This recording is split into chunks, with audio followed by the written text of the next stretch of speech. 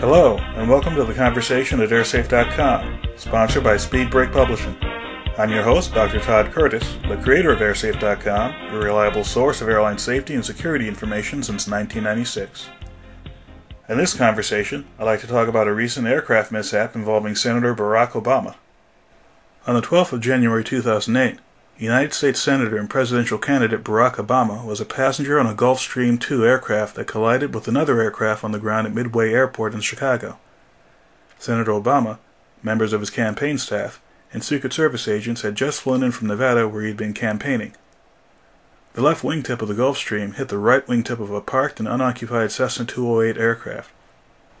The impact was so minor that no one on the plane noticed any damage until later. While the incident caused no injuries and only minor aircraft damage, it does bring up a potential public policy issue. Specifically, the issue of what should be considered an acceptable air transportation risk for presidential candidates. A comparison can be made with the policy on Secret Service protection for presidential candidates.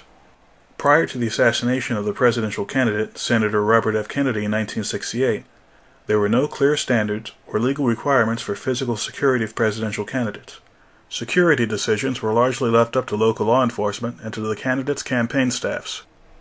After the assassination, the U.S. Congress authorized protection of major presidential and vice presidential candidates and nominees. The nature of the U.S. presidential electoral process demands that candidates have to travel a great deal during the months leading up to the election.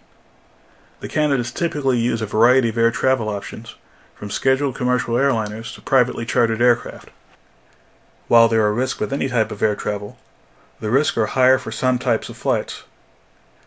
Senator Obama's aircraft was operating as a non-scheduled air carrier flight under Part 135 of the Federal Aviation Regulations, which are less strict than the Part 121 regulations for larger air carrier aircraft, and more strict than the Part 91 regulations for general aviation.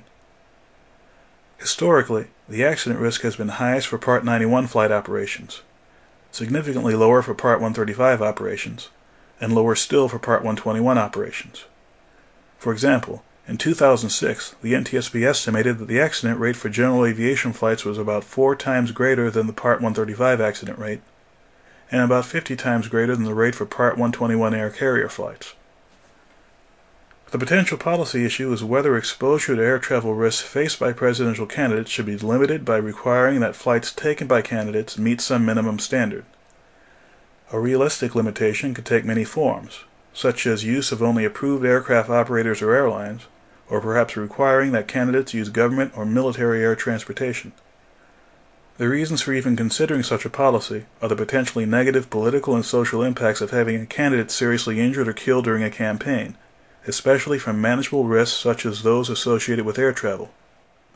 Fortunately, Senator Obama was not injured in his aircraft mishap. However, given the risk that he and the other candidates will continue to face, it seems reasonable to consider some kind of risk reduction policy now, and by doing so perhaps preventing a catastrophic disruption to the political process.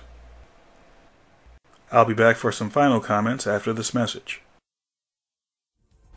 If you have a serious interest in the study of aviation safety, one of the key skills you have to have is the ability to analyze data.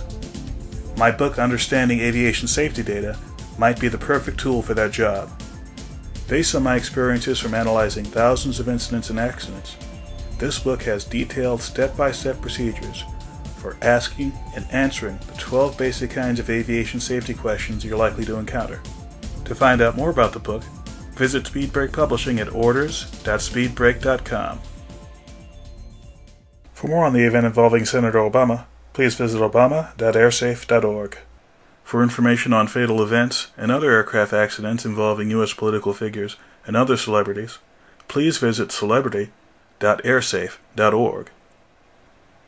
Before we end this conversation, I'd like to remind all my listeners that this podcast is produced by the airsafe.com Foundation, a nonprofit organization that supports a number of efforts to further the public's understanding of aviation safety and aviation security.